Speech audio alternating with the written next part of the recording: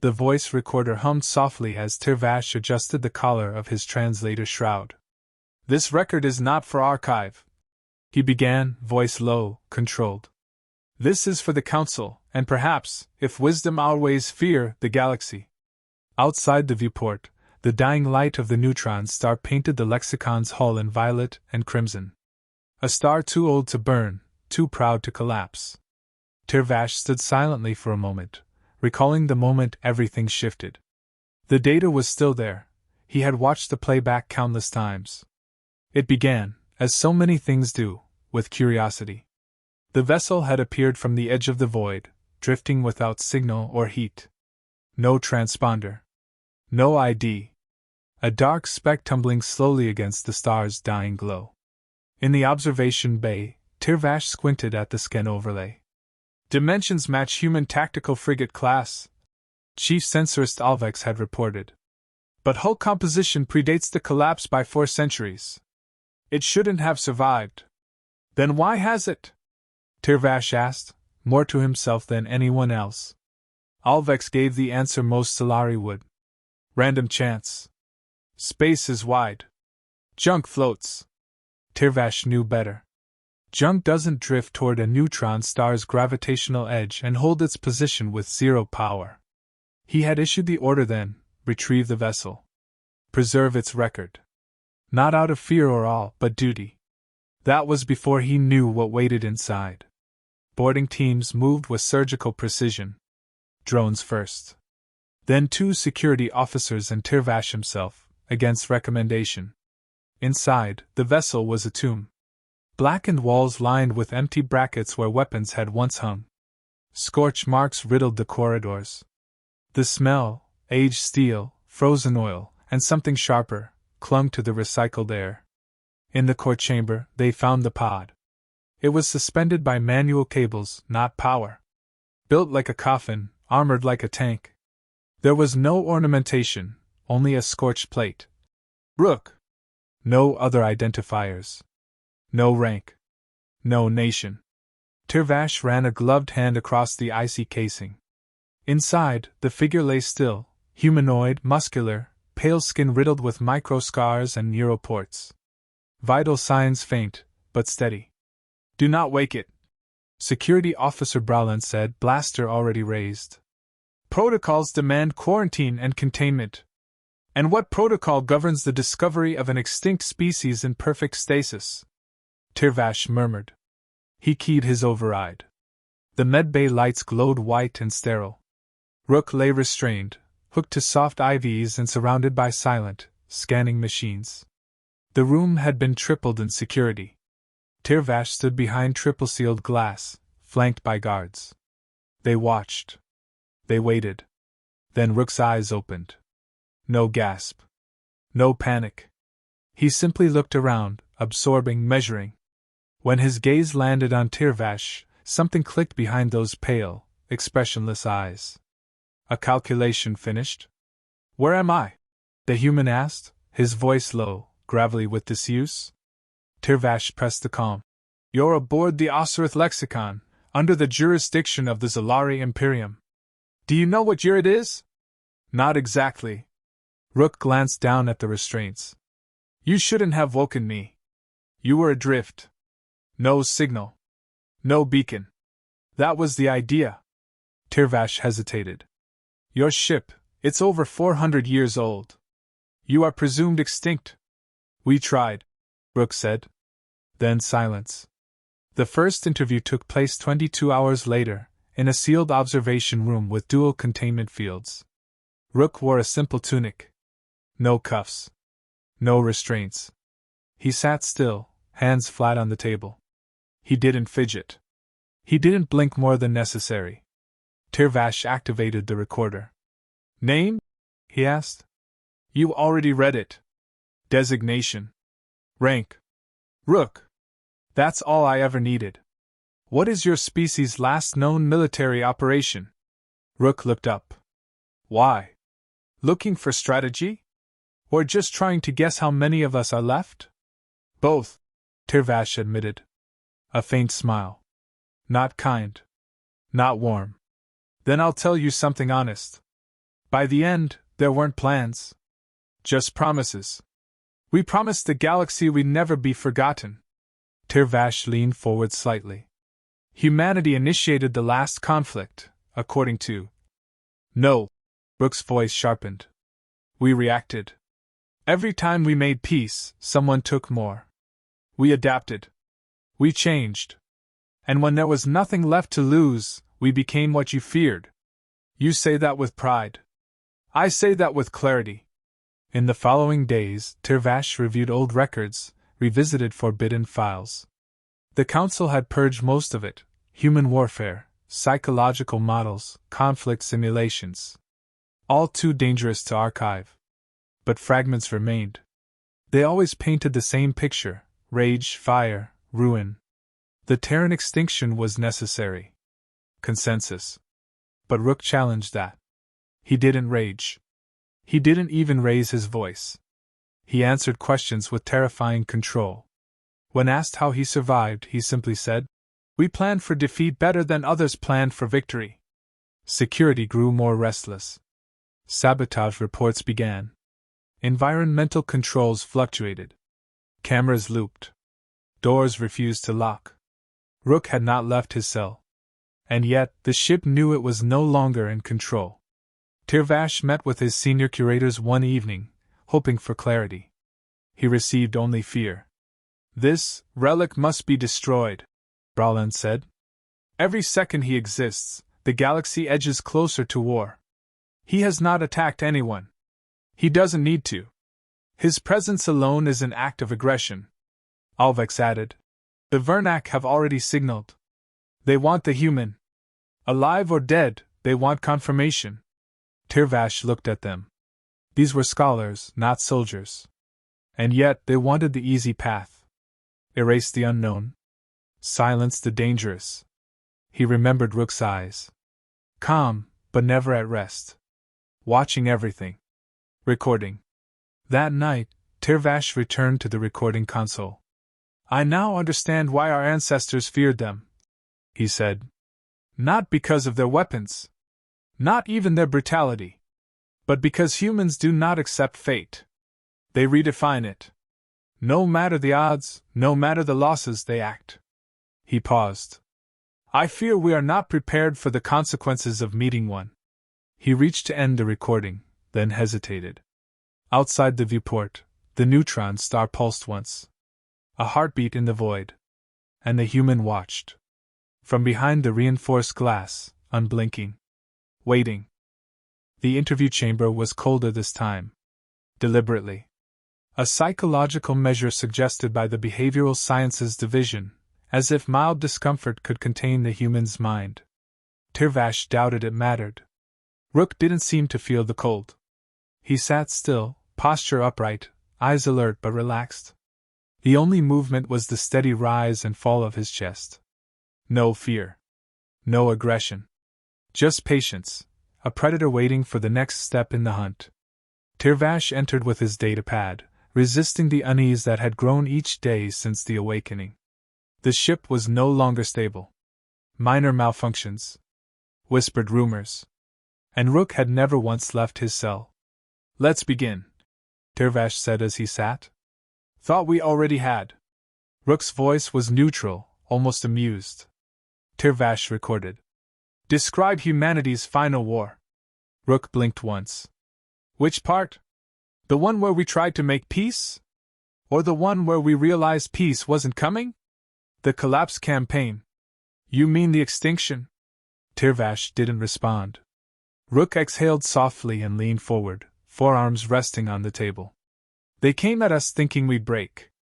And we did. But broken things cut deeper. Our cities burned. Entire continents shattered. We turned asteroids into kinetic weapons. Dropped them into oceans to drown fleets. We poisoned our own skies to deny them air superiority." Tirvash's stylus paused. "You scorched your own world? We had no choice. The enemy was certain we'd beg. We made sure they left with scars. Even if it meant suicide? We called it legacy." Tirvash looked up from the datapad. "Do you regret it?" Rook tilted his head slightly, studying him. Regret implies we had options. We were outnumbered. Outgunned. Alone. Regret is a luxury of those who believe they could have done better. Silence lingered. Tirvash tapped the screen to change the topic. Why did your people go extinct? What was the final blow? Rook gave a thin smile. We never went extinct. We just stopped broadcasting. You hid? We waited. Tirvash paused the recording. The hum of the chamber filled the space between them. You understand what your presence means. The galaxy united after your war. Empires that once hunted each other now fear you more. They should, Rook said calmly. But not for the reasons they think. Tirvash leaned forward. Then why? Because humans don't need an empire. They just need one reason. One spark. One life taken the wrong way. Rook looked him directly in the eye. You built peace around fear. We built survival around fire. In the days that followed, tension aboard the Lexicon climbed like pressure in a sealed tank. Crew members grew restless. Doors opened when they shouldn't. Surveillance blacked out in critical zones. Nothing traceable. Nothing obvious. But the pattern was unmistakable. Tirvash spent more time reviewing Rook's files than sleeping. He read the old Earth records, barely decrypted fragments. A culture of extremes. War and art. Kindness and savagery. Music and missiles. And then there was the final entry, Operation Quiet Morning, the mission that sealed the human homeworld behind self-inflicted quarantine protocols. A planetary firewall. The galaxy believed they had perished in the ashes. In truth, they had simply vanished into silence. On the sixth day, Tirvash returned for a third session. But this time, he brought something else, a question not from the archives, but from himself. Why did you stop? Rook looked at him, unblinking. Stop what? Fighting. You could have kept going. Guerrilla strikes. Virus bombs. Your kind could have dragged the war on for centuries. But you stopped. Why? Rook's reply came slowly, his voice lower. Because at some point, survival without purpose becomes its own kind of death. We had nothing left to fight for. Only things to fight against. That's when we knew it was time to disappear. Tirvash nodded slowly. And now? Rook glanced at the observation glass. Now I'm asking myself the same question. Later that evening, Tirvash met with the council via encrypted link. 6 curators. Their faces flickering in holographic distortion. Fear was written in the tightening of their mandibles and the stiffness of their postures. You are too close to the subject, High Curator Elzhan declared. I am close to the truth.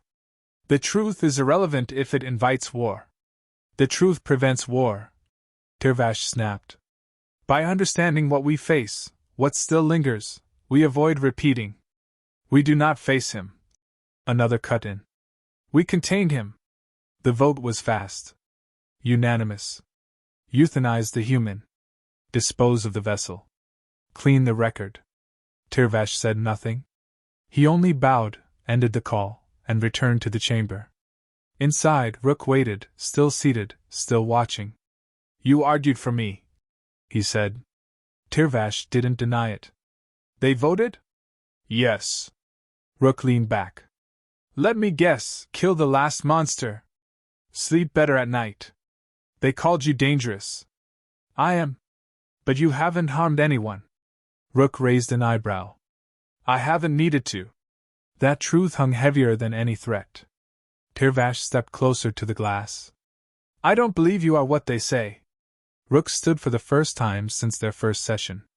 Taller than Tirvash expected. Broader. More human. He stepped to the transparent divide. Then let me ask you this, Rook said quietly. If you met one of us, just one, and your entire civilization trembled at the idea, what does that say about your civilization? Tirvash had no answer. Back in his chamber, he dictated again. He does not threaten. He reveals. The more I listen, the more I understand. And that understanding terrifies the others. Because it shatters the illusion that the galaxy's peace was earned. It was bought. With blood. Mostly theirs.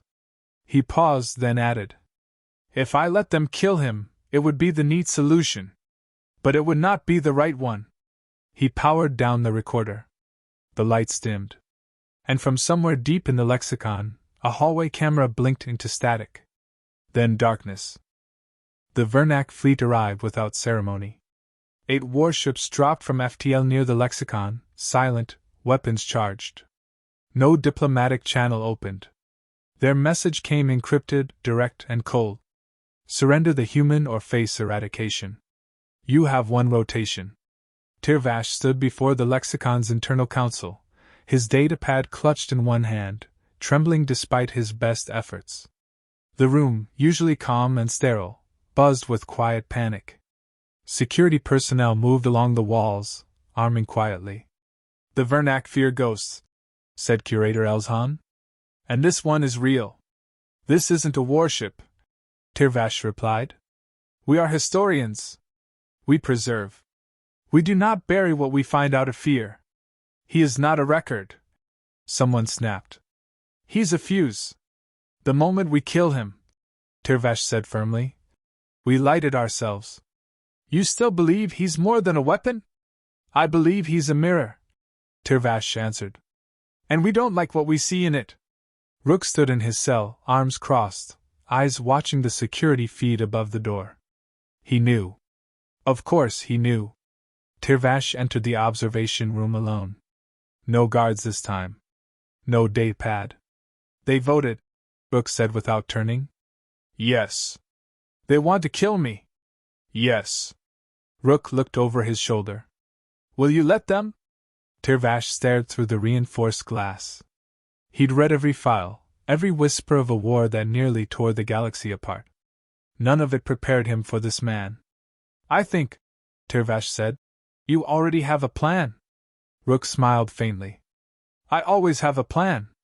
But this time, I was waiting. I wanted to see. See what? If anyone remembered what it meant to choose truth over comfort. When the attack came, it was clean and fast. The Vernac dropped a single spike torpedo into the lexicon's upper hull, an EMP lance. Lights died across half the ship. Secondary power kicked in. Systems rebooted. But security locks failed. Alarms shrieked. Tirvash was already running. By the time he reached the cell, it was empty. 3 guards lay unconscious in the corridor. No blood. Neat strikes, pressure point disabling. Surgical. Rook moved through the ship like water, slipping through blind spots he should never have known. Cameras twisted offline ahead of him. Hatches unlocked as if the ship welcomed his passage. He reached the primary archive vault just as Vernac boarding units breached the lower decks. Screams followed. Plasma fire echoed through the corridors. The lexicon was not a combat vessel, it was falling fast. Inside the vault, Tirvash caught up to him. You came here? Tirvash gasped. Rook was already uploading something into the mainframe. You need to understand, Rook said. This isn't just about me. It's about what we were. What we left behind. Tirvash stared at the screen. Strings of ancient Earth code poured through. Backups of human history, sealed records, encrypted data logs. All now in the lexicon's permanent archive. If they kill you now, Tirvash said, they can't erase the record. That's the point. The vault shook. A Vernac breach team entered through the ceiling, 5 warriors in obsidian armor. Tirvash froze. Rook didn't. He moved like instinct weaponized. 2 were down before they fired. The 3rd caught a strike to the throat, armor cracked like glass. The last 2 opened fire. Rook vanished behind the console, reappeared on their flank, and ended it in 6 seconds. Tirvash stared at the bodies. You didn't hesitate. No. Would you have killed me? Rook looked at him. You never tried to cage me. They reached the hangar as the lexicon's hull groaned. Fires spread in sealed sections. Evacuation pods launched one after another. A Vernac dropship had crashed during boarding. Crippled but intact enough to fly. Rook moved toward it. Tirvash stopped him. If you leave, they'll hunt you. They already are. You could stay. Let us protect you. You can't. Tirvash didn't argue. Instead, he said, Why me? Rook climbed into the pod. Because you listened. And because you wrote it down. He paused, half in, half out of the cockpit. Tell them this, Rook said. We never wanted to rule. We only wanted to be remembered as more than a warning. Then he was gone. The lexicon limped away from the neutron star under emergency warp. The Council issued a blanket denial. Minor sabotage. No survivors recovered. The ship never carried biologicals. The official story was clean. Sterile. Tirvash's private log was not. Final entry. The human vanished. We don't know where. The Vernac withdrew after suffering unexpected casualties. They said nothing. Filed no claim. The Council buried the incident. Locked down every document. But they missed one. 12 terabytes of human records sit hidden in the lexicon's protected core, sealed behind an encryption key only I possess. I won't destroy it. Because I met a human once. And I understand now why the galaxy feared them. Not for their violence. Not even for their brilliance. But for their refusal to become what others demanded of them. Tirvash looked out once more at the void. The neutron star pulsed behind them. Fading. Dying. But somewhere out there, something had survived. Not a soldier. Not a weapon. A memory that refused to stay buried.